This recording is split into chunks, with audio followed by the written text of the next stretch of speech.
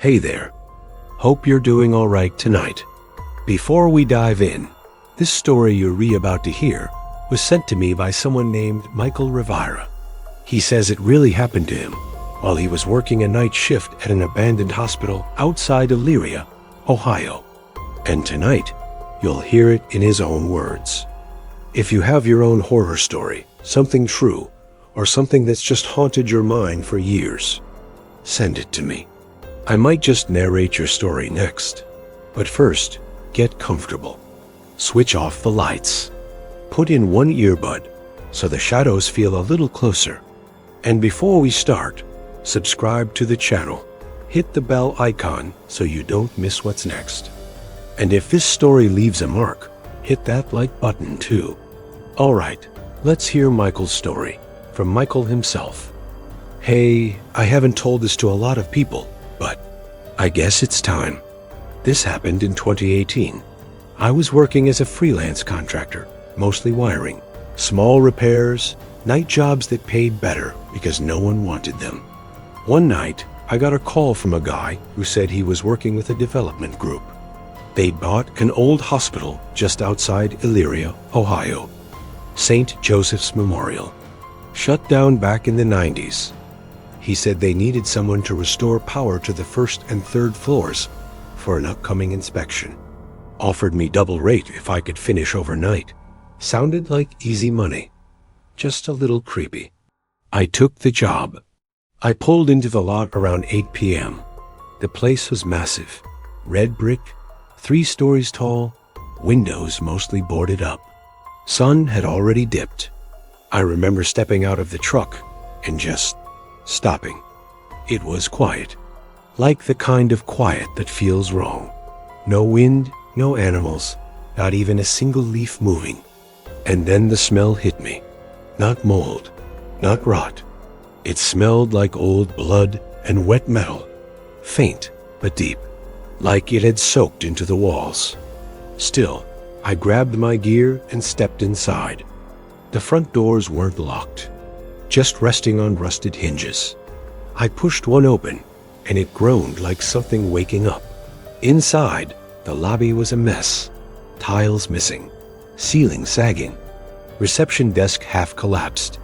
It looked like no one had touched the place in years, but somehow I felt like someone had just left. And there, at the end of the hall, was a red emergency light pulsing slowly. On, off, like a heartbeat. I made my way to the nurse's station and found the breaker panel, dusty but intact. Wires looked good, everything dry. I flipped a few switches, and some of the hallway lights blinked to life, dim yellowish fluorescence, humming like flies trapped in glass. Good enough to work. So I packed my tester and started toward the stairwell. When I reached the railing, it was warm, not kinda warm. Not been sitting in the sun, warm. Warm like someone else had just been holding it. Like they were still there, just out of sight. I froze, listened, but I didn't hear anything except my own breathing. I told myself it was nothing. Old buildings have weird temperatures, right? Still, I took the stairs slowly, one at a time, hand tight on my flashlight. When I reached the 3rd floor, the lights flickered on again, and that's when I saw it. A wheelchair, sitting halfway down the hallway, turned sideways, facing the wall. It wasn't tucked into a corner. It wasn't dusty, and it wasn't there by accident. Someone had rolled it there, then either got up and walked away, or never left at all. I stared at that wheelchair for a long time. It wasn't just out of place. It felt staged, like someone left it there for me to see, like it was watching me. I walked slowly toward it. My boots echoed on the cracked tile. The light above flickered once, and then went steady. I crouched down, checked the wheels. Clean, no rust, no dust buildup. But here's what really got me. The seat was warm, just like the railing. I stood up fast. My skin crawled. Then I heard it, a soft scrape, from somewhere behind the closed door to my left. It was quiet, like something soft dragging across the floor. Once, then silence. Waited. I held my breath. Nothing. So, I did what any idiot in a horror story would do. I opened the door. It was a patient room. Small. Window boarded up. Bed frame rusted. No mattress. But the tile near the far corner, it was scuffed. Like something heavy had been dragged toward the vent in the wall. I stepped inside, and the door slammed shut behind me. Loud, like someone had kicked it. I spun around and grabbed the knob. Yanked it. Locked. No, it couldn't be. There was no working lock on these doors. I saw that on the way in. They were all stripped clean. I banged on it. Hello? My own voice echoed too loud in the empty room. Then, from behind me, breathing. Not mine, low, shaky, like someone was trying not to cry. I turned around fast, holding my flashlight out like a weapon. There was nothing there, but the air. It wasn't right. It felt thick, like I had to push through it just to turn around. And the smell was back, stronger, blood, and something else. Old hospital sheets, maybe something rotten. I backed toward the door, and that's when the vent in the wall creaked. Not loudly, just like something shifted behind it. I stared at it. A standard metal vent cover, half rusted. Then one of the slats bent outward, just a little, like something inside was pushing it. I didn't wait. I slammed my shoulder into the door. Once, twice, and it gave way. I fell backward into the hallway, gasping. The lights flickered, all of them, and then steadied again. The wheelchair was gone. I swear to you, gone. Not rolled down the hall. Gone, like it had never been there. I scrambled to my feet and looked down both ends of the hallway. Empty. Still. That's when I pulled out the blueprint the developer had emailed me, just to double-check where I was. And what I saw chilled me. There was no room next to that hallway on the 3rd floor. No door, no walls, nothing. Just solid interior. But I'd just been inside it. The number on the door said 3C17. Trying to make sense of it, I checked again. There was number 3C17 on the plans. Not even close. I stood there for what felt like a full minute, trying to slow my breathing. Then I heard the sound again. The scrape. But this time, it was behind me, coming from further down the hall. I turned around and saw wet footprints, human, barefoot, coming from nowhere, and heading toward the stairs. I froze when I saw the footprints. Wet, barefoot, human, like someone had just stepped out of the shower and walked straight across the dust-covered floor. But the prints weren't fading. They were still glistening. That didn't make sense. And the thing is, I felt it.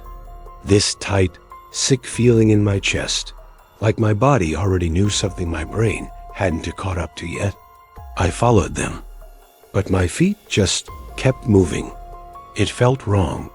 Every step I took was like going deeper into something I wasn't meant to be part of. The footprints turned right at the end of the hallway.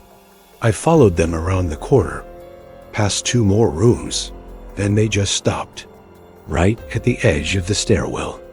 The last 2 prints were side by side. Toes pointed toward the stairs, like the person had stood there for a moment and vanished into thin air. No smears, no signs of turning around. I stood there staring at them. My stomach was knotted. My breathing was shallow. And then I saw something else.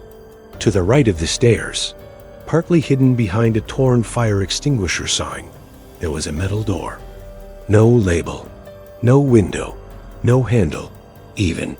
Just a rusted plate where a keycard slot might have been. And it was open. Just barely. Enough to let out a draft. Cold, stale air that smelled faintly like something burned. I swear to God, every instinct in me screamed not to touch it. A narrow spiral, all metal, winding downwards so tight I couldn't see past the first turn. But my hand moved anyway. I pushed it open. There was a staircase behind it. I pulled out my phone flashlight and held it over the edge. It just disappeared into black. That's when the air changed. It wasn't just cold. It got heavy, thick, like I had walked into a sealed room after someone let something rot in it for weeks. And I should have left. But there were scratches in the surface. I told myself to walk away, I swear, but something about it pulled at me. I started down. Each step groaned under my weight, loud enough that I winced every time. I gripped the railing with one hand, flashlight in the other, scanning the walls. They were concrete, symbols, shapes, burn marks, with a faded yellow line painted across it, like a warning had once been there, and someone tried to scrub it off. I felt a chill go down my back that didn't go away. Not the kind of chill you feel when you reek cold, but the kind that makes your arms go numb. Not from behind, not from above, from inside that door. After what felt like 2 floors down, I stopped. There was a door at the bottom. Gray metal, thick. I reached for the handle, then pulled back. It was warm. And in that moment, I don't know why, but it felt like I was being watched. My whole body felt tight. My heart was pounding in my ears. I backed up a step, just one, and that's when I saw the wall beside the door. It was covered in handprints, dozens of them. I turned and bolted back up the stairs, 2 steps at a time, gripping the railing like it was the only thing keeping me alive. Pressed into the concrete, smeared down like people had been dragged, some small like children, some bigger than my own. I couldn't breathe. And right in the center, one handprint was perfect, long fingers, deep grooves, and it was bleeding, fresh, red, still dripping down the wall. That was it. When I reached the top and shoved open the stairwell door, I stopped cold. The hallway was dark. Every light I had flipped on earlier, dead. I could hear breathing, except for one down the hall, flickering weakly, right next to the wheelchair. But the chair wasn't empty anymore.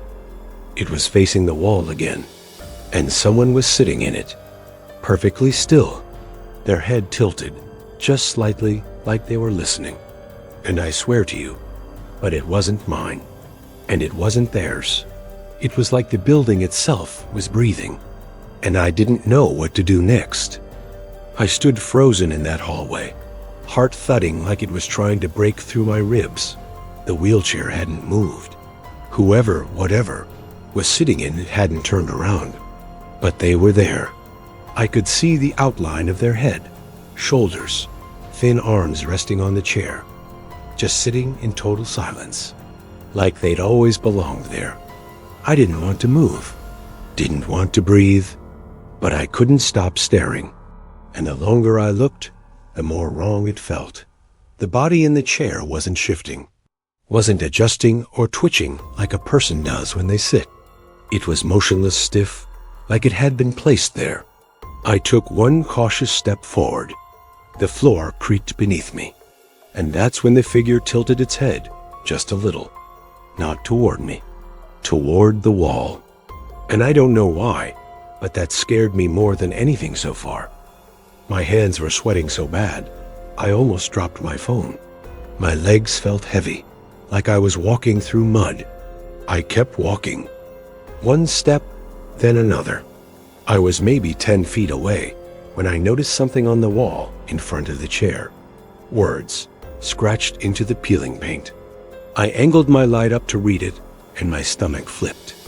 It said, "Still breathing," scratched so hard into the wall, I could see flakes of paint on the floor, over and over, dozens of times, some big, some small, some overlapping. And then I saw something else. The figure's feet were touching the ground.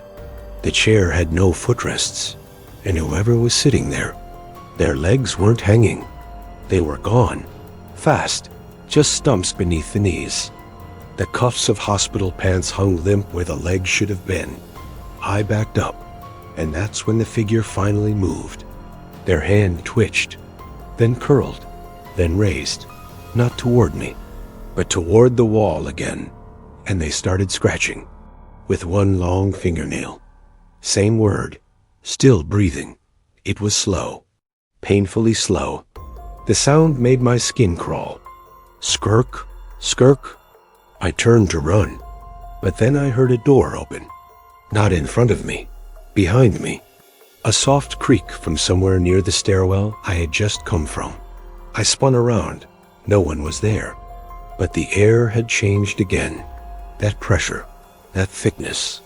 Like something huge had stepped into the hallway with me. And then, from the direction of the chair, a sound, wet, like something pulling itself up. I turned back. The chair was empty. Completely empty. The figure was gone. But the wall still had fresh scratches. Still breathing. And just under that, a message that hadn't been there before. In larger letters, almost angry. It said, "Stop watching me," and started taking the stairs 2 at a time. I backed away slowly, my legs shaking. That was enough. I needed out. I turned and ran down the hallway, full speed, not even looking behind me. I made it to the stairwell, slammed the door open, no noises, no whispers. Just that rising pressure in my chest, like the walls were closing in. I hit the second floor landing and nearly collapsed against the wall. But then, I saw something worse than all of it. The hospital map, the one printed near the exit stairwell. I looked at it to check where I was. Only something had changed. On the map, 3rd floor, the label next to the hallway I had just come from was different now. It said, Ward C, closed 1972, patient containment. But earlier, it didn't say that. I was sure of it. Someone or something had changed the map. And underneath the stairwell label, someone had written 2 words in black marker. Bleeding room. My legs didn't want to move. I just stood there, staring at that map. Ward C, patient containment, closed in 1972. And someone had written, bleeding room beneath the stairs I'd just come from. It wasn't there before, and I swear, I hadn't blacked out. I hadn't looked away, but somehow it was different now. I backed away from the map, like it might reach out and grab me. Every part of me was screaming to leave. Just get out, run. But I made one more mistake. I looked down the 2nd floor hallway and saw lights, soft, pale green, emergency lights maybe? But they hadn't been on earlier. There were open doors all along the corridor. At least 6 rooms, most of them dark, except one. Room 214. Its light was on, flickering. The door was wide open. And in the middle of the hallway, right outside it, was a gurney. It hadn't been there before. I didn't move toward it. Not at first, but my eyes were locked on the stretcher. It was old, rusted, stained, and there was something under the sheet. A shape, human-sized. Still, I don't know why, but I whispered, "Please don't move. Please stay dead." Not all the way to the gurney, just enough to peek into room 214. I think I was trying to reassure myself. I edged closer. It was strange. No bed, no equipment. Just a single folding chair in the middle of the room, and a voice recorder on the floor beside it. I stepped inside, and the second my foot crossed the threshold, the recorder clicked. It turned itself on, and played a voice, mine. Not from today, not from any time I remember. It said, "Still breathing, still here. I don't know how long. He watches from the vent." I felt my spine go cold. I reached for the recorder, but before I could grab it, something rattled overhead. I looked up. There was a vent in the ceiling, and inside it, Something moved. Fast. It scurried back like a rat, but I swear to you, it was no rat. Too big, too fast, and it made this dry, clicking sound, like fingernails against metal. I backed out of the room, back into the hallway, and that's when I noticed the sheet on the gurney. It had shifted, just a little, but I saw it. The shape underneath wasn't still anymore. I didn't wait. I turned and ran down the hall, past the gurney, past the rooms, toward the stairs. I hit the landing, nearly slipped, and grabbed the railing hard. And then I heard it. Footsteps, coming down the hallway behind me. Not fast, but steady, deliberate. Someone or something was following. I didn't stop. I took the stairs down to the first floor, heart racing, legs shaking. When I reached the lobby again, everything was dark. My flashlight flickered, then died. I pulled out my phone light, weak and shaky, and scanned the room. The front doors were gone. Gone. The whole entryway was sealed off with concrete, like it had never been an exit. I spun around, panic rising. That's when I heard it. Behind the reception desk, breathing, louder than before, but not human. It was wet, raspy, like lungs filled with something thick. And then, from behind the desk, came a hand, pale, thin, too many joints. It gripped the counter and pulled something up. I didn't wait to see what. I bolted for the east wing, the only hallway I hadn't explored yet. I just needed a way out. Anyway, even if I had to break a window or climb through a vent myself. But as I turned the corner, I stopped, because there, standing at the end of the hallway, was a person, facing me, and I recognized her. It was Claire, the missing nurse from the newspaper article. Only now, she was smiling, and her eyes were completely black. I couldn't move. Claire stood at the end of the hallway, or something that looked like Claire. She was wearing the same light blue scrubs from the newspaper photo. Her hair twisted up the same way. But her eyes? They were wrong. Black, glossy, reflecting nothing, like ink poured into her skull. She smiled wider. And then she spoke. But it wasn't her voice. It was mine. She said, "Michael, you never left."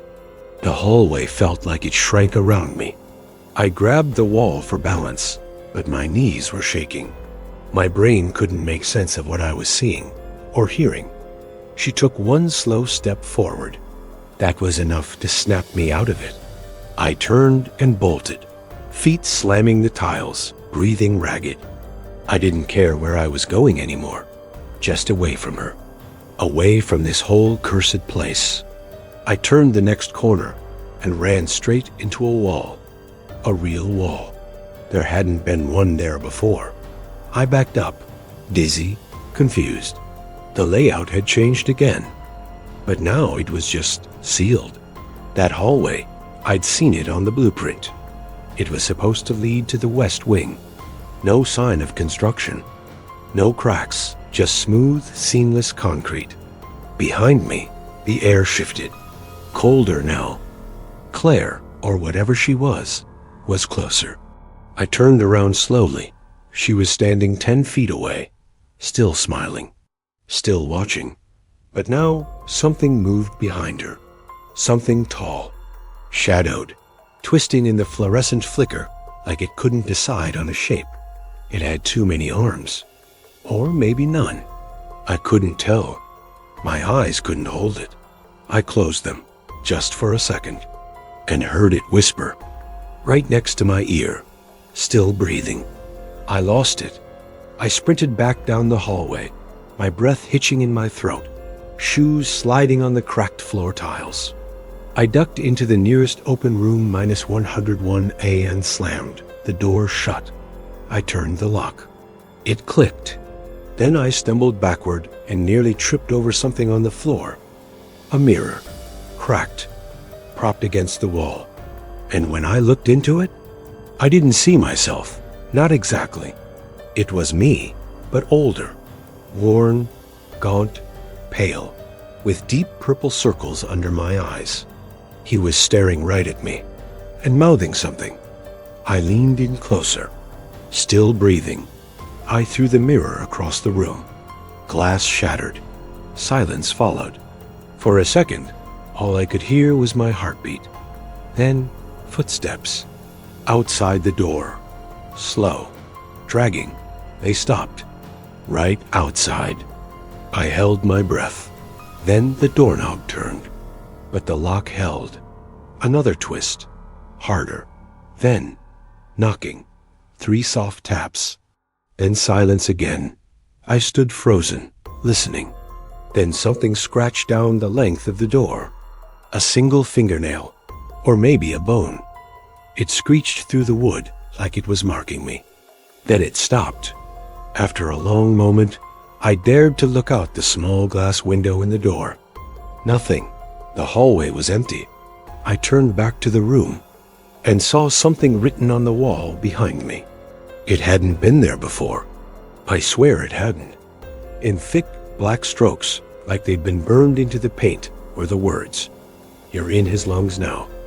I didn't understand, not fully, but something inside me shifted. Something wasn't just haunting this place.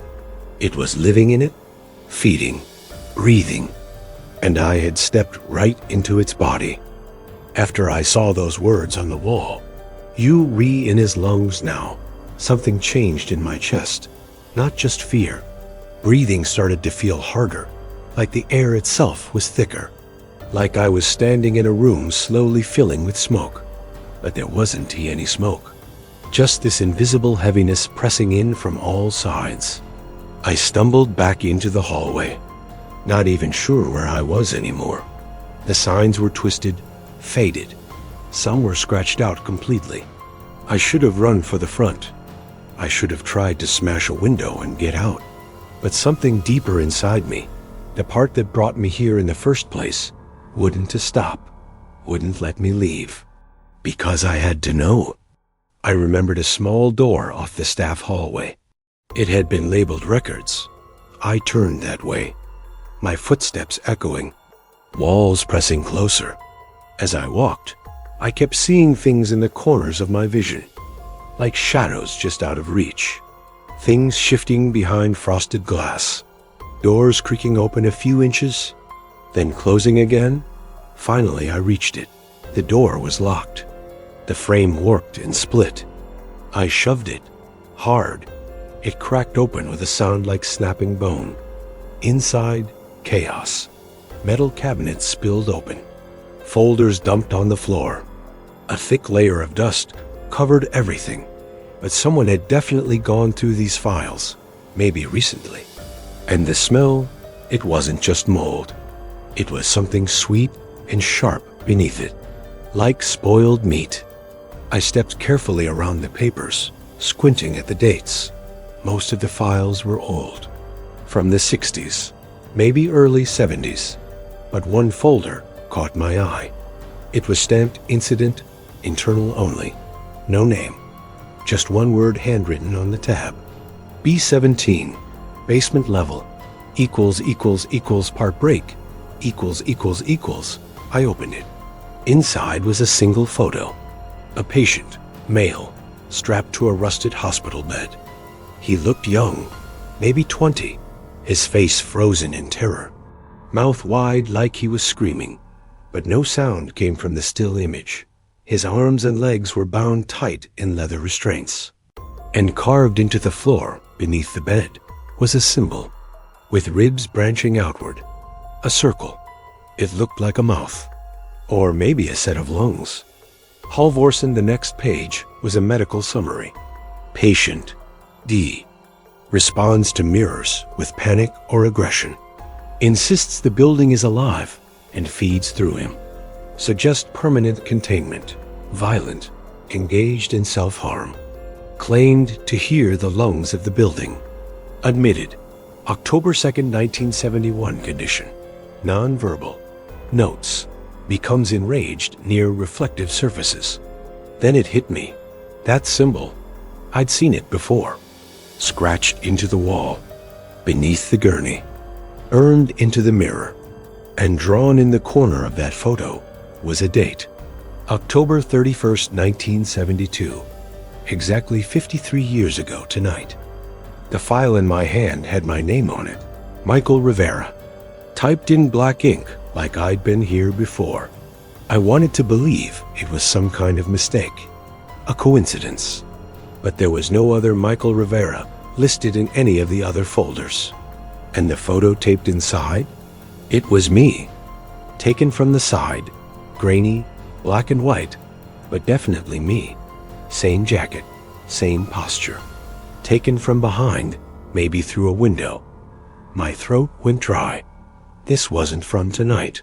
This was printed, filed, old. There was a note underneath it, handwritten in red. Unregistered re-entry. Subject recalls nothing. Assimilation may be incomplete. My heart started pounding so loud I could barely hear myself breathe. I flipped to the last page. There were only 2 words written on it. Still breathing. Then, behind me, a soft sound. A single sheet of paper fell from a file cabinet drawer. I didn't see which one it came from.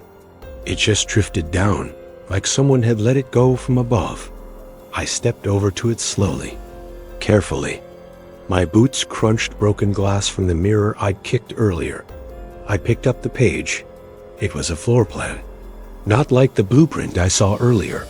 This one was hand-drawn, sloppy, with a thick red circle drawn over the basement stairs. Written inside the circle in jagged handwriting. Lungs open here. What the hell did that mean? Suddenly, I heard footsteps. Not loud, not fast, but close. Right outside the records room. I backed toward the cabinet again, holding the floor plan in one hand and my own file in the other. I could hear breathing. Not mine. Wet, slow, like someone trying not to cough. Then, the doorknob rattled. Just once. I froze. A shadow passed under the door, then disappeared. I held still, counted to 10, then 20. Nothing. I exhaled, shaky, shallow, and stepped toward the door. I had to get out. I had to leave this whole place behind and never come back. But when I opened the door, the hallway had changed. The walls were darker. The lights were off. And at the far end, where the exit used to be, was another door. This one marked B17, the basement, and it was wide open. I stood there frozen, staring at the basement door marked B17. It hadn't been open a second ago. I was sure of it. But now, the heavy gray door was wide open, revealing a pitch-black hallway behind it. No lights, just darkness, like a throat waiting to swallow me. I should have turned around. I should have left right then and there. But my legs moved on their own. My hands were shaking, and my breath felt like I was inhaling damp cloth. The deeper I stepped into the hallway, the more I felt like I was moving underwater. I walked toward it slowly, like something was pulling me in. Each step made the silence louder. And the air down there, it wasn't just cold, it felt alive. Heavy, like it was breathing against me, brushing across my skin like invisible fingers. The door behind me creaked slowly, then it closed. I spun around. No one was there, but I was trapped now, locked inside. And then I heard it, the idea that someone else was down there with me. Footsteps, slow and soft, echoing ahead of me, deeper into the basement. I didn't know what was worse, or the idea that I was completely alone. I raised the tiny flashlight from my bag, the one I almost forgot I had, and turned it on. It barely helped. The beam cut through the darkness like fog, revealing old signs on the walls. Hydrotherapy, storage, B17 isolation, and handprints. Black, smudged, streaking down the walls, like someone had clawed their way along, blind. I followed the hallway until I reached a metal door at the far end. It had no handle, just the symbol. That circle with the ribs around it. The same one from the photo. It was burned into the metal, and under it, a small plaque. I wiped off the grime. It read, Daniel Halvorsen, Patient Zero. The plaque read, Daniel Halvorsen, Patient Zero. My hand hovered over the door. There wasn't a handle, just a smooth circle of metal, and that ribbed symbol burned into it. It pulsed with a faint heat, not like fire, more like breath, like the metal itself was exhaling. I didn't want to touch it, but something in me already had. My fingers moved before I could stop them, like something woke up inside me. The moment my skin touched the center of the symbol, I felt a vibration ripple through my arm, up my shoulder, into my chest, and the door unlatched. No sound, it just released, and slowly, silently, it opened. The room beyond it wasn't part of any blueprint. It was round. Stone walls, old, cracked, dripping with moisture. It looked more like a cave than a basement. In the center was a single hospital bed, rusty, covered in faded restraints, and lying in it, someone. I stepped in, flashlight trembling in my hand. What I saw didn't make sense. The body on the bed wasn't decayed. It was clean, preserved, as if it had been waiting. The skin was pale and paper thin. The eyes were closed. The chest barely moved, but it did move. He was still breathing. Daniel Halvorsen, 50 years after he should have been dead. And on the wall behind him, written in something dark, were those same words again. Still breathing. Suddenly, my light flickered, then shut off. I slapped it. Nothing. And then, the breathing changed. It wasn't his anymore. It was louder. All around me. Above me. Inside me. It felt like the walls themselves were inhaling. Like the whole room had become a lung, pulling air in, pressing it out. And I couldn't move, because Daniel's eyes had opened, and they were looking straight at me. Daniel Halvorsen's eyes were open now, wide, unblinking, staring straight through me. I couldn't move, couldn't even blink. I should have run, screamed, done something. But all I could do was stand there, frozen in that humid air that tasted like copper and dust. Then his lips parted, not wide, just enough. And a sound came out, not a word, a wheeze. Like something ancient struggling to speak through lungs that had no right still working. I leaned closer, not because I wanted to, because I had to. His throat moved, just barely. Then he whispered, "You let him in." I stepped back so fast, I nearly fell over. "What?" I said. My voice cracked. "What do you mean?" His chest rose slowly, fell, then again. "You're the door?" he breathed. And then his fingers twitched, just slightly, like he was trying to lift his hand toward me. I stared in horror as the veins beneath his skin moved, not pulsing, crawling, like something alive was beneath them, pushing upward. I looked at his wrist. That same symbol, the ribs around the circle, was burned into it. Not a tattoo, not ink, a scar. He'd been branded. And then I heard it again, that whisper. But this time, not from him, from behind me, right by my ear. "You let me in too." I turned. Nothing, just the wall. But it was breathing now. The stone swelled slightly with each inhale, then shrank like it had lungs of its own. I backed toward the door. Daniel wheezed again. Too late. Too late. His eyes were filled with something I couldn't describe. Not fear, not anger. Pity.